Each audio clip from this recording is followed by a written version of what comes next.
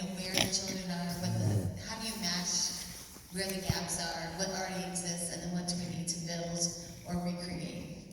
Yeah, and the one thing I would add about space is we're not nearly ready to kind of announce anything on this yet, but a couple of years ago, before I came on board, our office received a grant from the IDEO Foundation to study or to kind of come up with an idea around how to improve space, especially for early educators, because it's such an important piece of, it's such an important tool for them.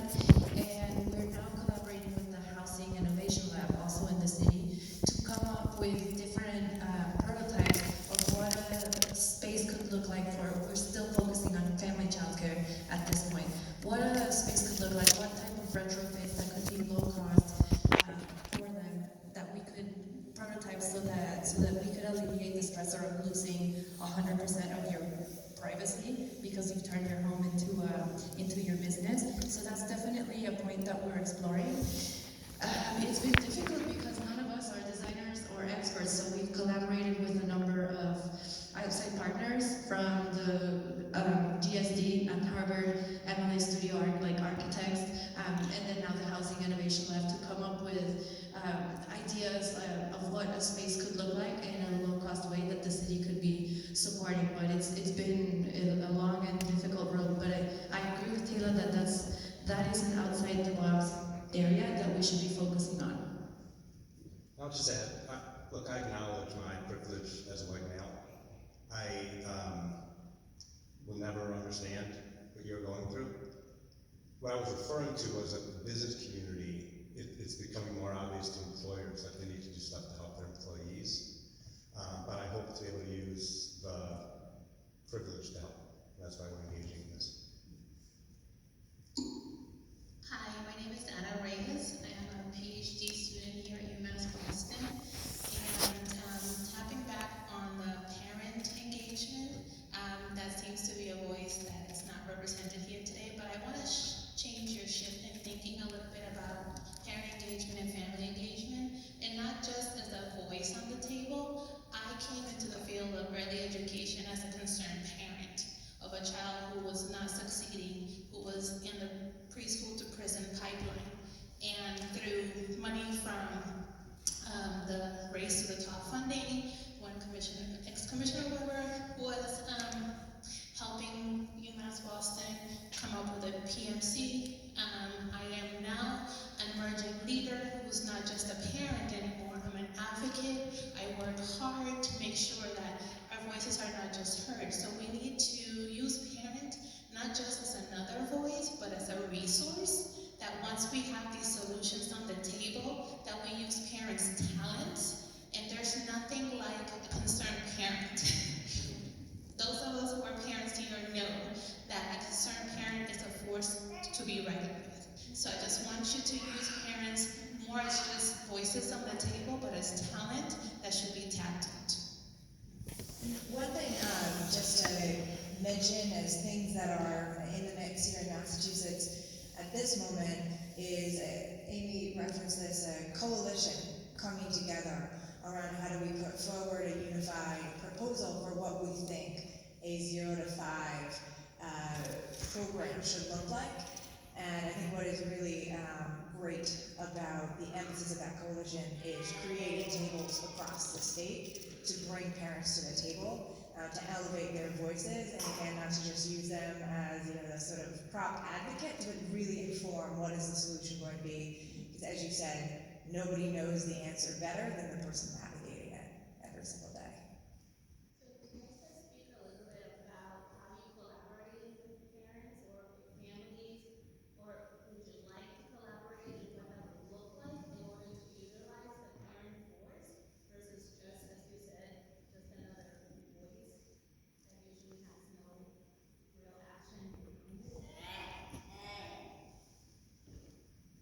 I'm happy to talk about it. I will tell you, I am 4 months in, not even 4 months into being in Massachusetts, so I don't know a ton about what we've done to foster parents like yourself to enter the early childhood space and become a leader in the field. But I know that nationally, I think that is the investments in parents when they are parents of young not only learn about child development, but to learn about the field and the solutions through workforce partnerships that provide on-site and I think that working with them in neighborhood villages is doing some great work on this. Bringing that information to where parents are already is a really powerful tool, right? And parents have to drop their children off at childcare, they are familiar with that space. How you bring coursework, you bring resources to that space to not only leverage parent voice, but actually build their capacity to be advocates by reducing barriers to enter and gain expertise in this area, whether it be child development, whether it be advocacy, as Amy pointed out. So the coursework is broad, but really thinking about how you make that accessible to parents who love their children, may be learning about what not only their children need, but what all children need, and the gaps in society to be able to give that, but also are probably working and trying to manage multiple priorities and not just being their child's first and most important teacher and learning about child development. And so I think that really the work that is going on in Massachusetts, and I think that is demonstrated nationally, is really about how you bring resources to parents, as opposed to expecting parents to go to the resources in order to be able to build capacity and expertise. We also at Massachusetts Strategies for Children was funded for the Massachusetts Infant Toddler Partnership, which is really designed to look at this birth to 3 space. And we just opened up a family survey 2 weeks ago, and we've already gotten 500 responses to really ask questions of families: what do they want and need for their infants and toddlers? And it's very interesting just to see the preliminary data come in. So if you're interested in helping us do outreach to that, we'd be happy to help share with lists with folks who would be key informants. I love this question because I can tell you my perspective as a parent too. When I first came into the country myself, and when I was looking for childcare, and which led to one of my moonshots that I didn't get to discuss. It feels like we need to adjust the narrative a little bit to make it a little more friendly to parents. I found that as a parent, or as a first-time parent, a non-confident English speaker, extremely intimidating. There were words that I didn't know what they meant. It was, they were telling me to go to the state house and advocate, and for me, I just found way above what I felt I could do at that moment. So I feel it is our responsibility to empower parents, just like many districts are doing too in our state. We need to empower parents and have a narrative that they can relate to. Talk about children. It really is the common denominator here, and the word children is not as common in our policy-making narrative. So we really need to find a common narrative to broaden our audience, and especially to include parents. So I love that you said that, because it made me realize that what I felt as a parent that didn't participate much in childcare at all, other than just dropping off and picking up. I didn't have the time either, but the time wasn't made for me on weekends or after hours either. So it's an important thing to consider, and thank you. I'm still in the classroom. I definitely see where you're coming from. And having parents kind of, express to me their needs and their wants and how I can support them and what I can do next. And hearing their stories, and I have some parents who are willing to go to the main building of Worcester Public School to go talk about why their child was not able to attend, even though because the mother was a single mother that made too much money. But it again goes back to the teachers and how much knowledge they have and how much support, what they know, the community around them, what they can utilize, what they can, whether it's disabilities or social workers or even like a food pantry, being able to share that information with parents and giving them the support that they need. And then I have some parents who are willing to go down and have a conversation why this and this isn't happening, but sometimes they need that resources to then pursue what they need. And then I have some parents who are just willing to go with me and have me be their voice for them. And something that I do that I definitely shouldn't do is I give parents my phone number, text me, call me if you have any questions with your child, with policies, procedures. If your child is sick, I want to know. So building that deeper understanding and that connection. And again, I'm one of the few teachers that do build that relationship with the families resources and getting their voice out there and telling them what they need to do to move forward with what they want to support their child in their school. Because again, what I love about Head Start is I'm able to utilize all the sources within my community to support the families, so then when they go off into kindergarten, if they need an IEP or 504 plan, I can educate the parents on what it is and how the process is going to be and what needs to be done before they go into kindergarten so they can be successful and not fall in the gap. Can I just add, I want to point out something you said. I think that is something that we've heard across the state, or I've heard across states. I've been going to meet with people, and I think is a challenge for us, is really building. You said you're one of the few teachers that really engage parents, and I think that is really the key, is that we have to look at educating our workforce, not only about child development, but about family systems and family units, and how we think about supporting the whole family unit as part of child development. When I think about what you said earlier about the primary funding streams coming through federal dollars that are about helping parents work, I'm wondering what that says about whether all options can really be on the table, and if it should be on the table, how we can use it.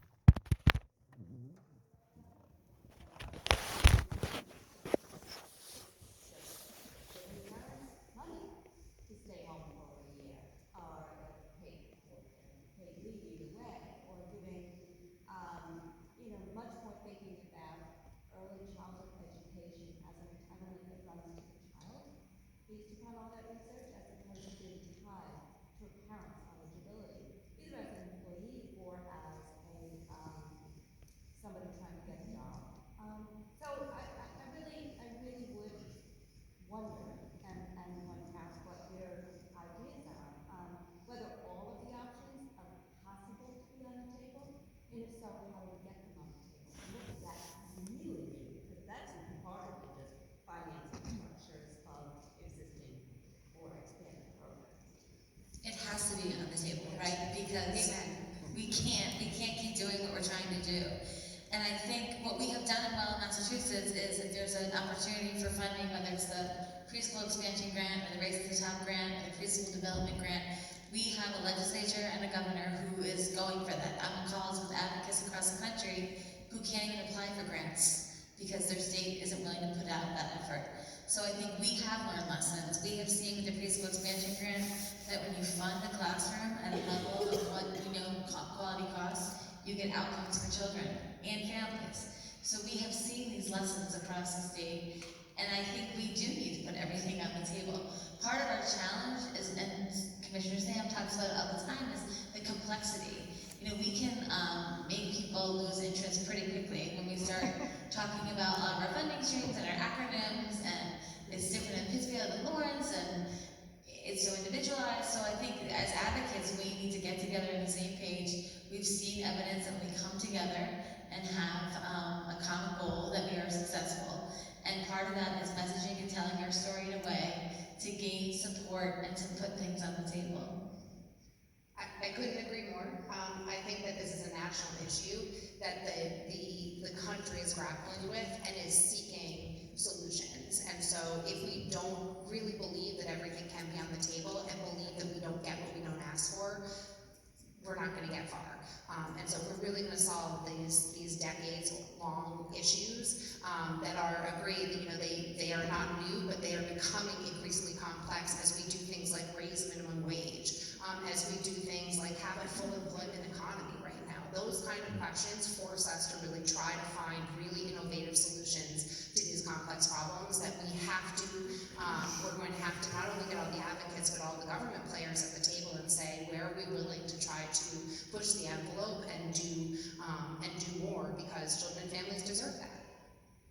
And I think just to add really quickly, is from a state perspective, what is the state willing to step up and do if we recognize that the landscape as we know it now is so dependent on what's essentially a federal program, a child development block grant.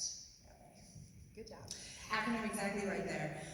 But as we've talked about these different policy proposals, is if you wrote into legislation that this was an entitlement that followed the child, then the state would have to get very creative with how they would finance that, pulling on state resources, because, Sam, you correct me here, I don't think that that's something that's necessarily contemplated by the funding streams as we know them today. So absent national change, how do we think very innovatively at state levels that you're not leaving federal dollars on the table, but you're not feeling constantly handicapped by what's available?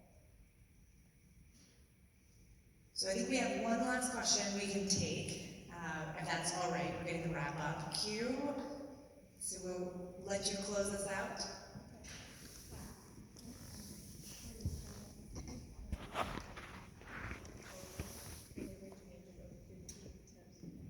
Thank you. Soft spoken, so this will help. My name is Trisha, and I have 5 children. They range in age from 15 to 5, and my life experience is such that I have quite the breadth of experience as far as sorry, I'm a little shy. I'm familiar with operating without a budget and getting creative with meeting the needs of my children. And I was grateful for the opportunity to have my oldest 2 children receive adequate child care when I was a young single mom, and I was able to finish my degree over here at UMass. And then found work as a teacher, but not making a great deal of money, but was willing to do it because my children were able to go to school where I taught for a couple of years. And when I decided to grow my family, it left me in a position where I've been home now, caring for them for 7 years, where I probably would have preferred to go back to work 2 or 3 years ago, but it's not financially feasible. Like, there wasn't. It's becoming closer to reality, but I have a lot of ideas about how we might modify our resources and spaces that exist to meet this need more creatively without having to wait for the governmental intervention of like a steady stream, where, and I'm happy to share some of those ideas with you if you're interested.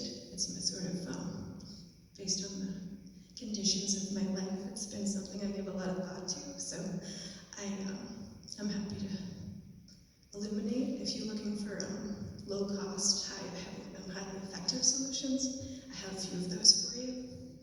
Okay. Thank you.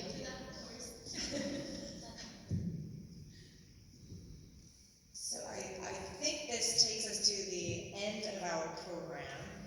I don't know if we've completely run the clock, or if you'd like sort of everyone on the panel to give their closing remarks. Looking towards the powers that be to tell me if we should say thank you or if we should. Okay, we are good for the night. Thank you everybody for having joined us. Thank you for the panelists for lending their time. Thank you to the parents in the audience for your honest feedback, and we look forward to all of us in our various capacities engaging with you further. And I will just go out on a limb here and say that all of us are open and excited to continue to partner with anyone and everyone in this room. Thank you. Their spaces, or get more professional development, or just the little things that they need. When you're making $27,000 a year, and that's the average that our early educators are making, $3,000 to $5,000 can go a long way. So we were excited with the level of response that we got from this fund. We had almost 200 applications, and that's our first round. So hopefully we're going to be growing it next year and providing this support and calling more attention to the sector as part of our effort. Great. So, JD, I'm going to kick it to you next. So, as our panelists have brought up, we have incredible data now demonstrating the impact of access to early learning programs, which many of us on this panel would define not as just pre-K or not as just preschool, but really beginning at birth and carrying through until you're learning these terms as we go along and become officially school age. So 0 to 5, the talent pipeline of tomorrow. Increasingly information about the impact that inadequate access to childcare has on our workforce of right now. So Tanya, the great information gleaned from the census, how many of our workforce because of childcare? How many identify it as the reason they are not in childcare? What do we know about how inadequate access to childcare particularly impacts women? And then I would imagine you could compound that and say, how does it then affect women of color?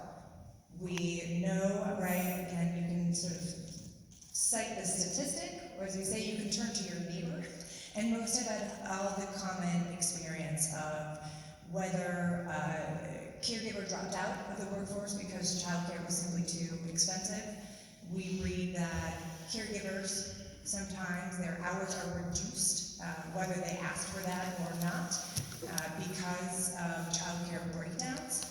So as we learn more about how inadequate access to childcare impacts the individual or the individual family, a family's economic household security, for example, and how it detracts from all of our other efforts to invest in the talent pipeline of the future, what are the numbers that are most compelling to the employer sector, given its stake in recruiting and retaining top talent, particularly here in Massachusetts, as well as looking to grow the strongest talent pipeline for tomorrow?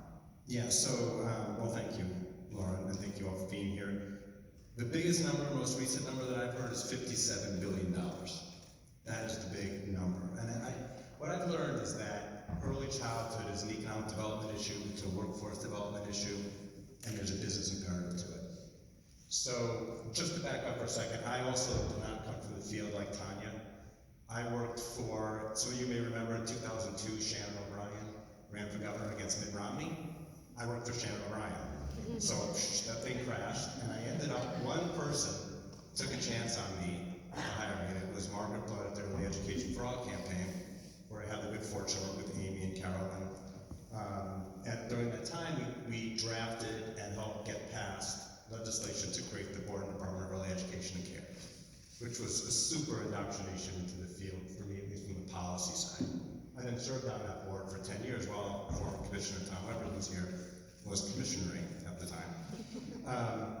So that's a little bit of the background. So what is the business imperative? What are the numbers, right? So there is this recent report that came out earlier this year that found that the economic impact of the national child care crisis, and it was called a crisis by a business group called Ready Nation, on working parents, employers, and taxpayers was $57 billion in lost earnings, productivity, and revenue. That's a big number, and that gets employers' attention. The report also found, talking about this as a workforce issue, a workforce development issue, they surveyed workers and asked them, as a result of child care problems, have you ever? So left work early, 63%. Been late for work, 56%. Missed the full day of work, 55%. Been distracted at work, 54%. This clearly is a business issue.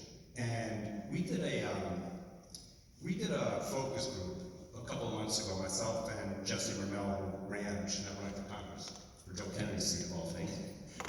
But she ran an organization called the Alliance for Business Leadership.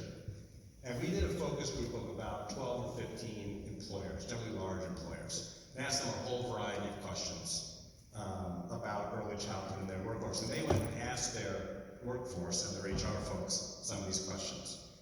4 big takeaways. One is that coordinating care for children is a massive emotional burden for families and is impacting them in their jobs, as that data just showed. 2, providing comprehensive child care and early education benefits is good for attracting and retaining top talent for companies. So clearly this is becoming a workforce development issue for employers. 3, other than cost, which you brought up, Tanya, the most significant challenge facing employees are finding care to match the work schedule outside of Monday through Friday daytime hours. That one came up a lot, and it was tied a lot to the transportation issues we have around here. When folks, if they have to leave Boston and get out to Metro West by 6 o'clock or 6:30, they can't do it. So the schedule was a really big issue. Caring for special needs children, and over again we heard about the issue of managing stress. This is a huge stressor on families, which impacts them in the workplace. Finally, employers with the capacity to do so are providing more and more flexibility to employees to navigate these child care issues. We'll talk about this a little later in the initiative that Tom and I are working on, but thinking about how to compile and disseminate best practices about how employees in the workplace is a really important way for business to lean in. What they didn't say, which I thought was really interesting, was anything about today's 4-year-old being tomorrow's worker.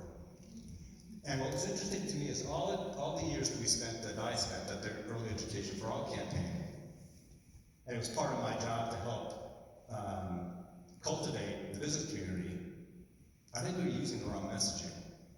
And while the long-term benefit for children eventually becoming workers is important, right? And the data about graduating high school, and going to college, and being employable is really important data. When talking to business people, this is what they're telling us. They're telling us that their workers are having problems now, and we need to figure out how to support them. So that's basically, those are what we're hearing from the business community, and we will talk a little bit in a few minutes about some of the ways they're reacting. But it was fascinating to have these folks around the table talking about the challenge that they're experiencing with their workforce now and be able to quantify the impact that it's having in the workplace today.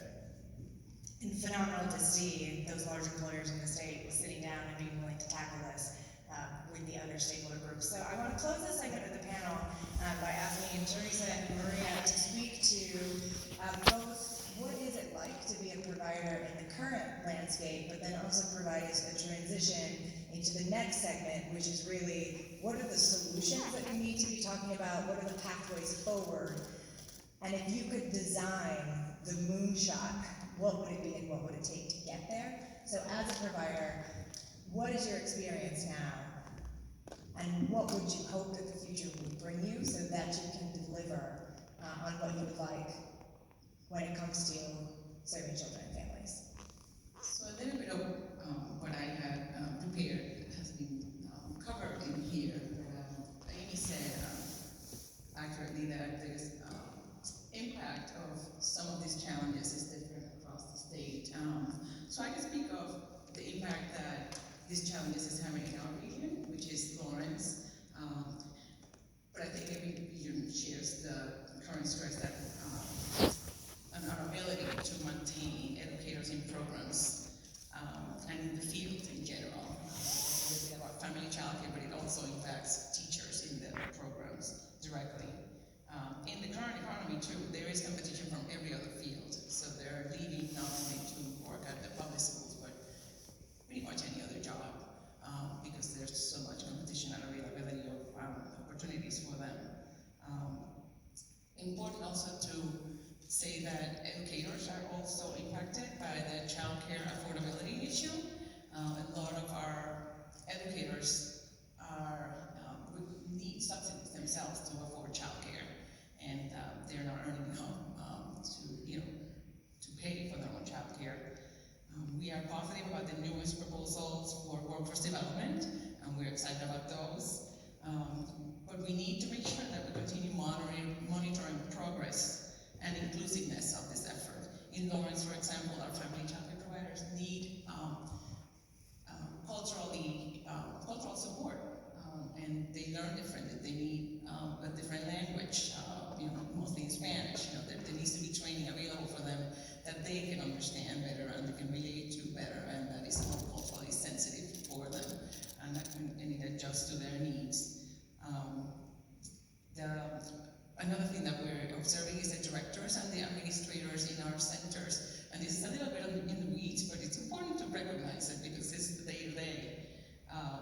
Our directors are torn between running good operations or a compliance center and providing high-quality support for the educators and being in the classroom supporting their teachers.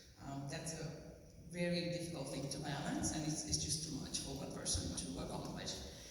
Later on, when we talk a little bit about solutions, I think there's some good initiatives and some good things happening in the field, like shared services, for example, and the development of in-house coaching models in the centers. In Lawrence too, for example, we are impacted because of the gap between the cost of childcare and the subsidized reimbursement rate. We have a majority of our enrollment is full subsidy, and so there is a disparity of what we can charge, or what we should charge for high quality childcare, and what we are allowed to charge for for subsidized care. And then a little bit in the weeds again, but Commissioner Sam talked a little bit about this. Subsidy regulations, they're very complicated for our families, and we see that daily, especially, and I have to advocate for single moms and teen moms, or fathers. Sometimes it requires very specific information about the other parent, and we don't always know that it's a case-by-case scenario. We cannot afford to do this in a case-by-case. It needs to be a little bit more systemic approach, and it should focus a little more on helping all families than in avoiding irregularities. So we just, we can work on controls for irregularities, but we should not impact access and services in a negative way. So. Prince of going last is that everyone already talked about everything I wanted to talk about. But as an educator that's still in the field, that's still with the children every day, is we have the opportunity to help support families in such a different way than being an admin or a director. The parents trust us. Making strong connections is crucial to the work that we do. We have to build that foundation that we can trust each other, we can support you on your needs and what needs to be done.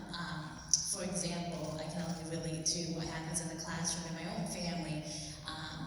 Parents who are coming from a different country, trying to raise 2 children, and not be able to go back to work or go back to school, let alone even get their driver license. So being able to support that family to go from 2 days a week because they can't afford it to 5 days a week was different for the family, and having those family members come back to us and with all this positive, vibrant, thank you for everything you've done. I was able to go to school, I was able to get my license. Johnny is doing great in school now, and just seeing that confident level of that parent who, when you first met, really had nothing to offer, thought they didn't have a voice or had nothing to offer, really played a huge impact on why I stay in the classroom, what I do every day. Another opportunity is being able to get that higher quality of education for my children, but I need a higher quality myself as an educator. And there was a lot of roads and bumps down the road to find out, because after I got my bachelor's degree, the only thing I thought was, I'm just a teacher, that's all I am, there's nothing else for me to do other than support these children, and to find out that there's more to it than just the children, it's the families and how we can support them, and being able to further myself and finding a grant-funded program to continue my education through leadership certificates that transfer over to master's degree, from PMC fellowships that can turn into a PhD program.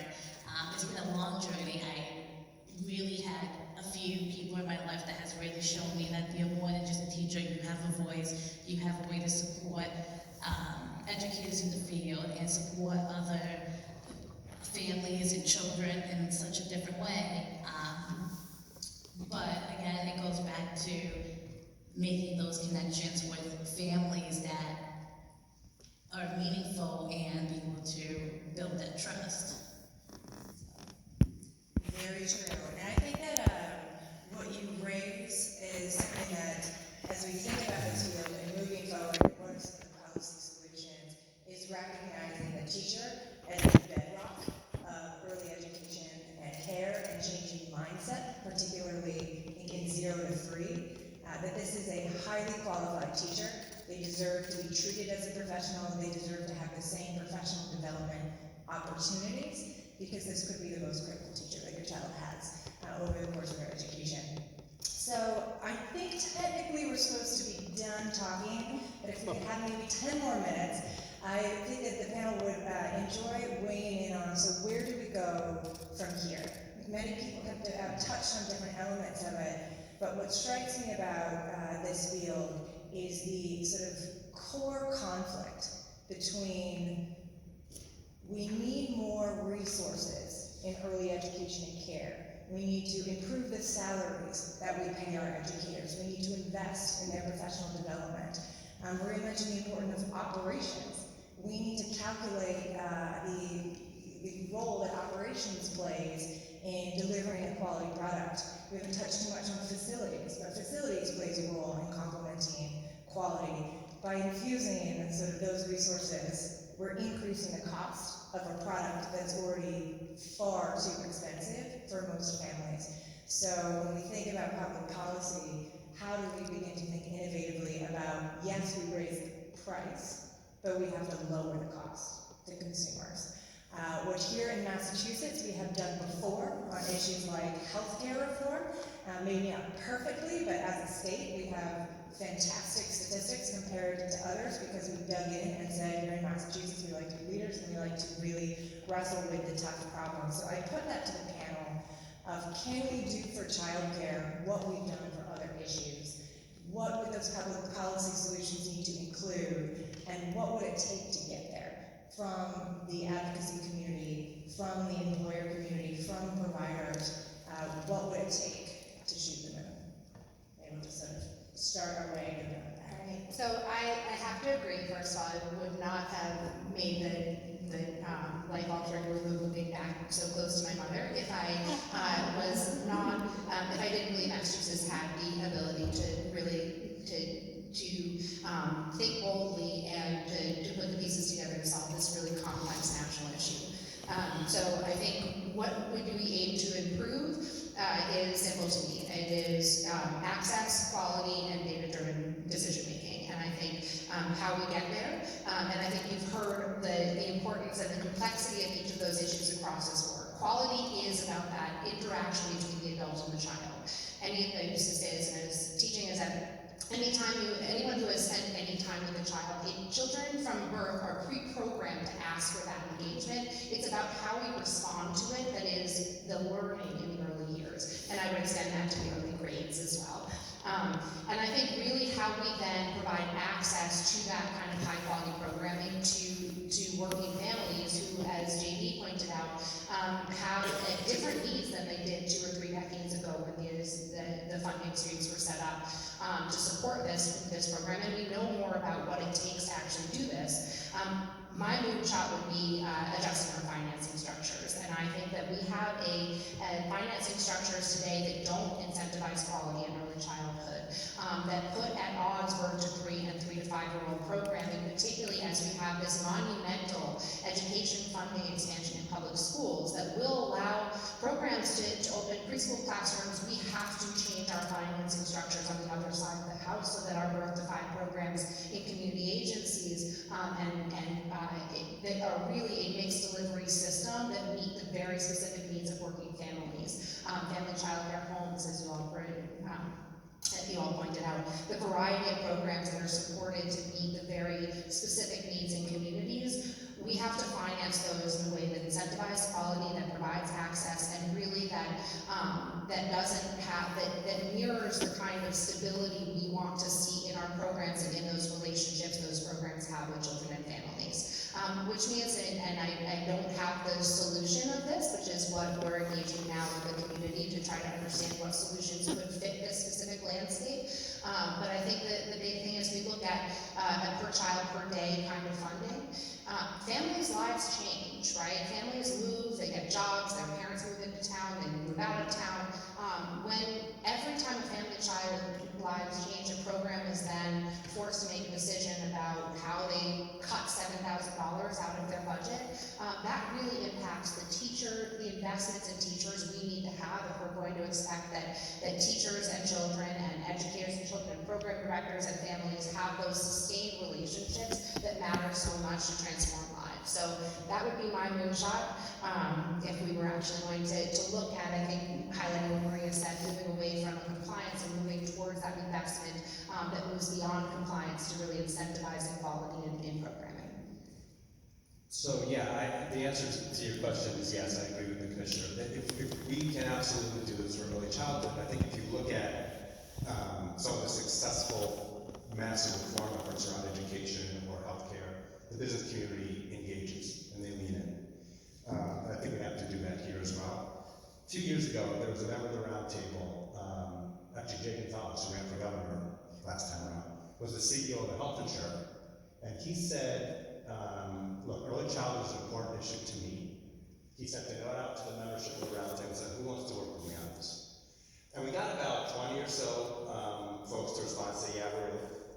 Long story short, they did a report, they laid out the business case, and they made 2 recommendations. One was to put early childhood officially on the agenda of the Massachusetts Business Roundtable, which may not seem like a big deal to you, but it gives me carte blanche to go do all sorts of stuff on early childhood, which was really, which was really important. The second thing they told us to do was go engage with Speaker Robert DeLeo as he was creating his business advisory group for early education care. Michelle from his office is here. That was a game changer.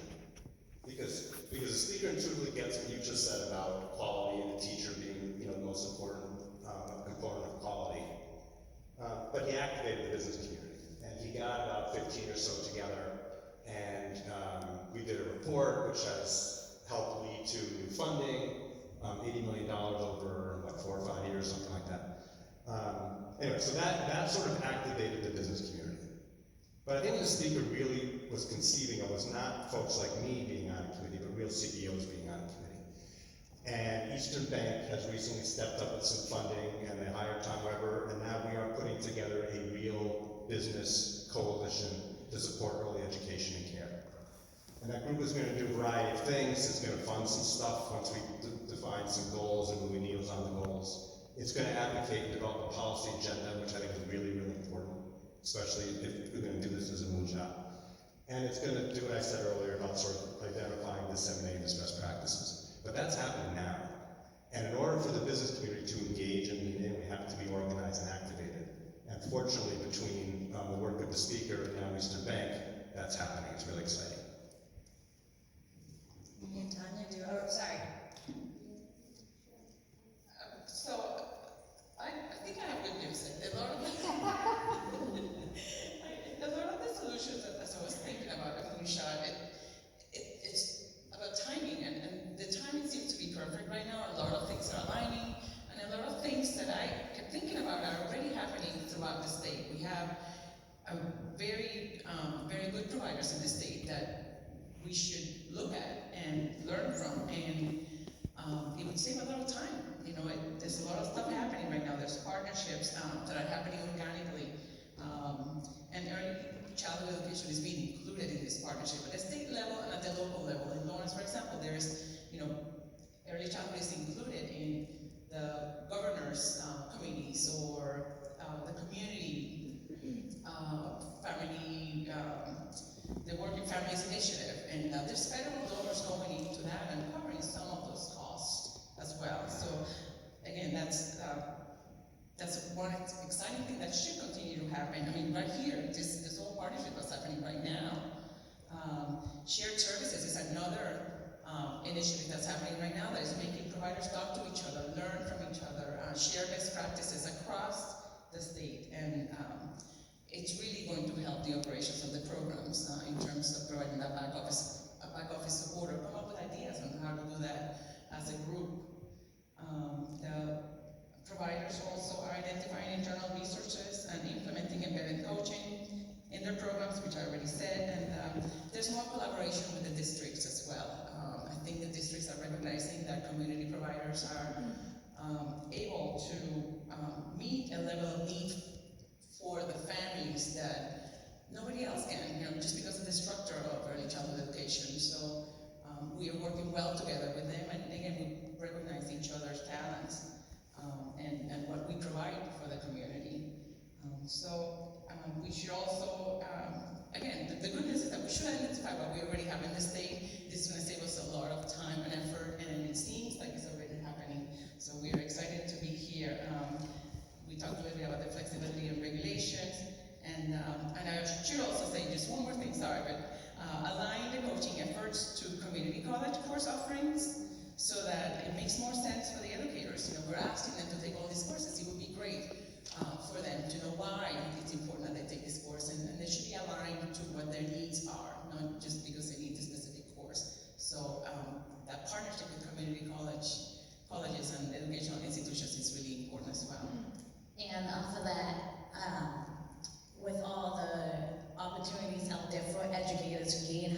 education is definitely in the process, is definitely working. I just spoke to a class of emerging leaders coming in, what they had to say, and encouraging them, being a voice, being an advocate, telling them this is just the beginning of it. There's more to do. There's a process, and you just have to keep going for it. So I think as a teacher is telling my fellow educators that they have a voice and there's more to do, and that this isn't the only thing, the only opportunity for them. And as long as we keep providing it, as the state of Massachusetts has, to support early educators, we will continue to have higher quality of education for the younger children too, and for the families. And I think, last week the governor signed a $1.5 billion increase in our public education system, and we often call early the unfinished element of education reform.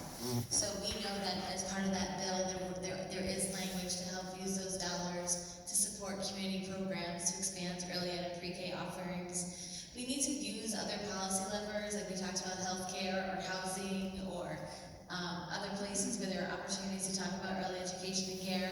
We need to go big or go home and get out of our scarcity mentality. We're never going to get what we don't ask for. So we were part of the Education Budget Review, the Foundation Budget Review Commission. And to watch leaders in public education talk about what they needed to serve their children was very eye-opening. And I think we need to take a page from that book and say, we know what it means, we know what quality can look like, and we need some further investments to do it.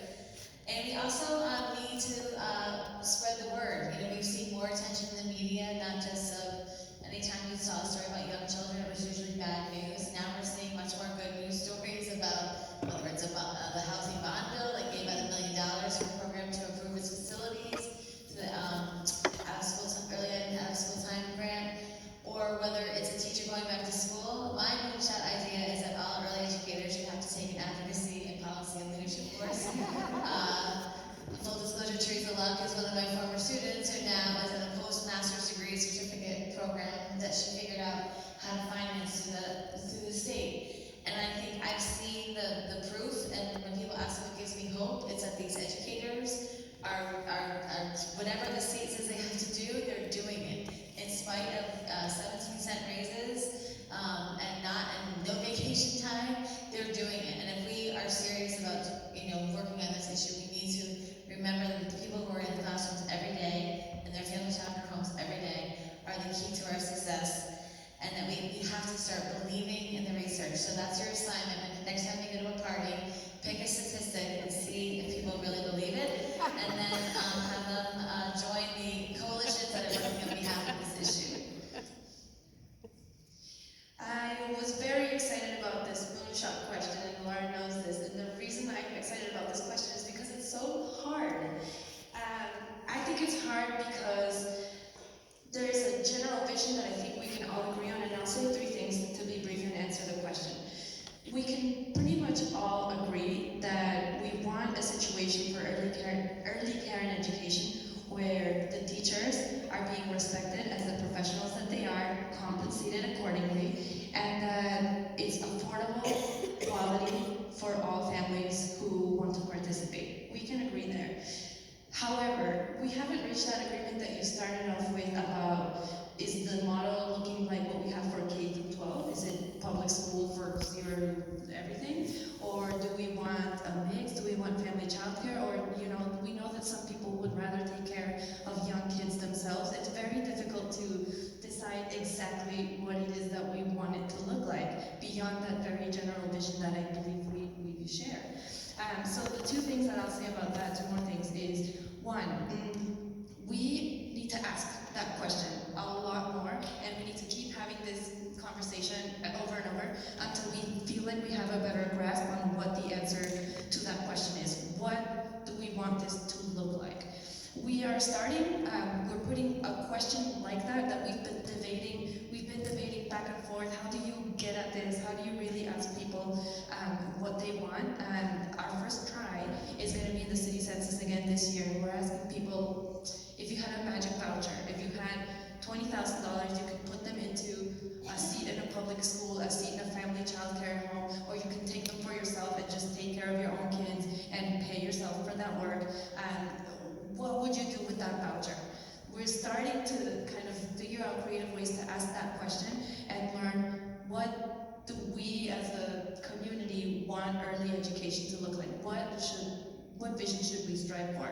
And my best guess, because the city of Boston went through this with the UPK model, is when the UPK was a little different because we did the scan and learned that we had the seats. It's just that there was a quality gap. So we had a number of slots for 4-year-olds, but very few of them were quality. So the proposal there was to bring all the seats that we had up to quality, and some of them were public school seats, some of them were community providers, and that's the model that Boston kind of went for in UPK. My best guess is that early education is going to be the same, that all families are different, all families want different things, but the moonshot should be that every family has at least access to affordable quality that their child and themselves they deserve. Great, and with that, maybe because I'm still holding the microphone and here I am on the second floor, is that I think what we've touched on today is that there is, again, increasing consensus that childcare, early education is no longer any individual family's problem to solve. It's a collective issue that touches all of us, frankly, whether you have children or whether you don't. So if we recognize that this is now a societal issue, it always was, but here we are at a point in time when perhaps everything is aligned and we can run this well down the field, is if it is a public good, how do we finance it that way? So discussions, again, as has been said, is it an entitlement? Is it free? Is it a sliding scale tuition model? Whichever way we go, there has to be recognition and admission that as a society we step in and we put more public dollars in this space. That is the only way I think we can make the math work to improve quality, invest in teachers, and make it more affordable for families. Hear, hear. So with that, I think we have, as we knew we would, talked for longer than we were supposed to, so we will give up the microphone to all of you and encourage you to ask as many questions as you like and to hit us with the hard ones.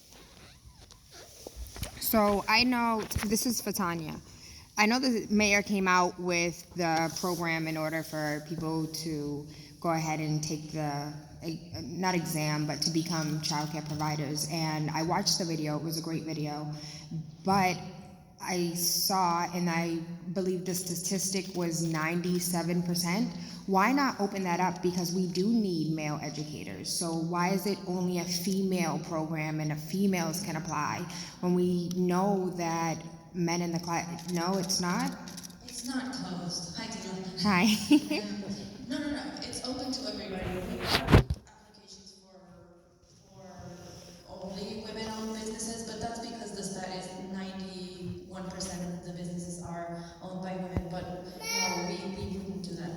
The application's open for all. It is, okay, so maybe I heard what I wanted to in that video. And so I have a moonshot, right? So I don't understand why, in the city of Boston at least, we have the in lieu of tax. And from churches to colleges to medical facilities. Why are we not utilizing the resources that we have? And if we don't have enough space, why are we not using college space? Why are we not using, as far as like community college? That was a great idea, but how about some of the educators that are in community college can help with childcare? We have, I know from experience, when it comes to the voucher situations, if you want your grandparent, your auntie to watch your child, they pay $25 a day. Why? When you're willing to pay $350 a week to somebody else. Like, I am surprised that this chamber is not packed because it is a serious issue. I have a 16-year-old, I have a 14-year-old, and I did not have the problem that I have with my 1-year-old. And it's disheartening. I could not go back to work for a full year.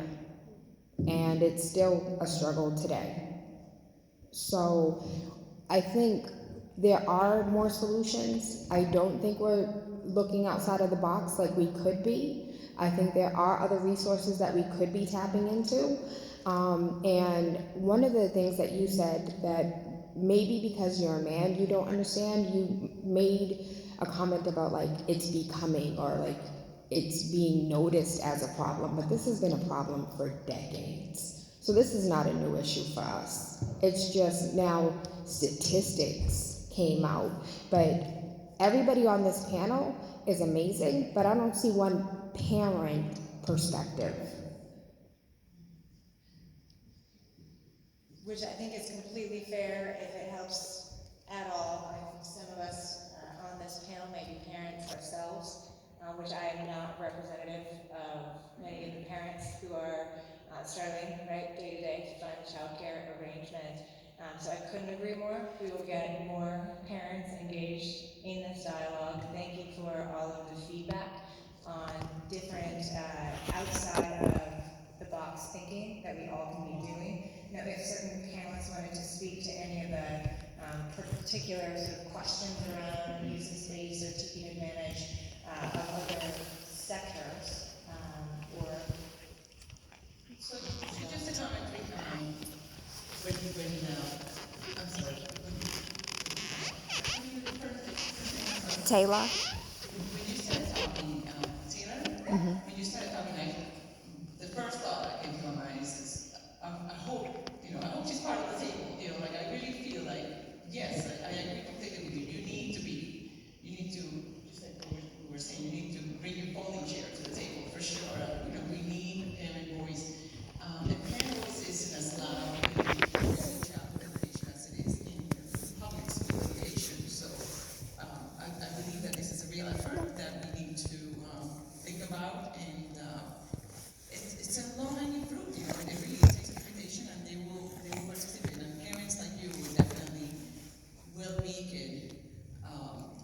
Again, everybody's more likely to listen to you and your struggles than they are to any of us. So I appreciate you being here, and I feel like you should be sitting here with us all along with other parents.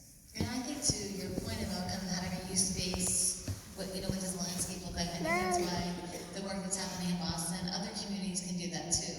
We know like Springfield and Holyoke are also Through decades of investment, through different funding streams, the different eligibility criteria, different program requirements.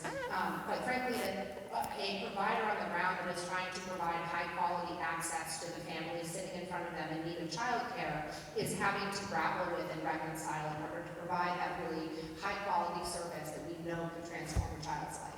So as the brain research has evolved, I think our systems have been stagnated, and through national landscape of recession and investments from federal versus state level, our programs on the ground that are trying to serve communities are really left to try to fight over scraps across multiple funding streams and reconcile that. And that, I think, has three big impacts that I think don't allow us to do justice to what the brain science is really telling us children need, and that, quite frankly, families need, because they need it to go to work, and they need it to be able to lift their family up out of poverty or out of the situation to better their lives for their children, which all families that I know want better for their children than they have.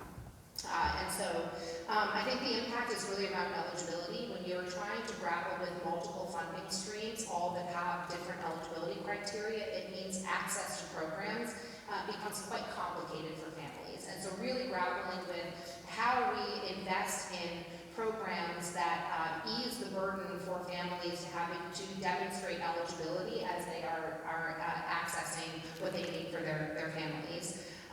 Secondly, it impacts quality, because we do not have an aligned definition of quality across state, federal, local funding streams that will allow us to really support programs to invest in continuous quality improvement. And so we at the systems level are working really hard to think about how we reconcile across those, so that families can understand what they're looking for in programs. Not only what's convenient, what can I access, what am I eligible for, but how do I know this is the kind of program that will really impact my child's future. And then I think, as Amy alluded to, data. We all have, whether you're talking about the federal, state, or local level, in many cases we're investing in the same classrooms and the same children with different sets of data that have to be reconciled if we're really able to try to use that data to make informed decisions on a daily basis about how we're really going to improve the landscape. So I think that those are barriers, but they also are opportunities, and I want to focus a little bit on that. I think at the state level, as we really think about how we develop structures that try to reconcile the complexity of funding needed at the community level, and try to identify ways that we can have resources communities can pull down and serve the specific needs of the children that are in front of them, but still have consistency and aligned ideas of quality, because the children who are accessing those services deserve that as well. Great. And then I will pass it on to Tanya, given again, as I mentioned, the amount of work that the city of Boston has put in recently to understanding the landscape of access to childcare in the greater Boston area. And I hope that you will also speak to some of the additional steps that the city has taken to invest in bolstering childcare network and improvement access. Yes, thank you. Well, sorry, in contrast to you and me and Commissioner Sam, I do not come from the classroom at all. I became executive director of the Mayor's Office of Women's Advancement, where we have been focusing mainly on pay equity, on women in the workforce, on how to get women to reach leadership positions and, start becoming more part of the decision making in our organizations all around the state and specifically in Boston. In that conversation, childcare kept coming up as a barrier. So, as a barrier for women to participate in the labor force at all, and also as a barrier for women to reach leadership. So, to add kind of to the point around the brain research that was mentioned before, that's argument number one. Argument number two comes from a workforce issue, because really care work is the backbone of our economy. It is making all other types of work possible. And we know that without it, the families are struggling, and especially in a tight labor market, employers are struggling too, because they can't find the talent. The talent is stepping out of the workforce. And so Amy was certainly the first person to tell me the following, but not the last, which you just mentioned about data. We try to make the case for the need to improve the system, and there were hardly any numbers to look at. So when we decided in the Mayor's Office of Women's Advancement to start looking at this problem, the first thing you do is you go and you try to find the research, and we didn't find much. And the first thing we thought was, well, maybe we're looking in the wrong place. Had our first conversation with Amy, and she's like, well, no, we need some data. The data's not there. I had my second conversation. Kristen, it was one of those from the Boston Opportunity Agenda, and restated the same thing. Well, no, there isn't the data. And so the more we talked with people in the early education world, the more we understood that there was this massive gap. And so we joined into the efforts already underway at the Boston Opportunity Agenda to start to learn, well, where are the children? What kind of arrangements do families have? What neighborhoods have the biggest gaps? Is this affecting communities of color the same as white communities? Is it affecting immigrant communities more? And in kind of doing that research, we learned a lot about the workforce. We learned that they were 91% women in Boston. They are 67% people of color, the providers, and they are 45% immigrant. So these are, my people for women's advancement, the people that I want to be supporting. And so it became almost another reason for us to focus on that, because the workforce is exactly the people that women's advancement is supposed to be thinking about and supporting. So it was almost a no-brainer that we were going to continue doing our pay equity work, but childcare was going to pretty quickly become a major area of focus for women's advancement. So, we decided that we were a small but mighty team. The problem is huge, as you're going to learn. There's this perspective, there's the perspectives of the child that we talked about, and there's even more that you'll hear about. So we, as a small team, need to focus and take a bite of the apple. We can't, cover it all. So something in the data that we found that was interesting to focus on, and something that the city could kind of do, was around the shortage and the decline of family childcare. businesses that were open. So this is something I want to credit Mayor Walsh with, because it's usually not an area where cities or municipalities are really having any programs about, or like doing much around. It's usually seen as the purview of the state, early education purview of the state. But for us, the Mayor Walsh is not the type of leader that, you know, wants us to experiment, wants us to see what kind of role a city can play and what kind of leadership we can have. So the two things we did were, one, try to fill in that data gap. So joining efforts like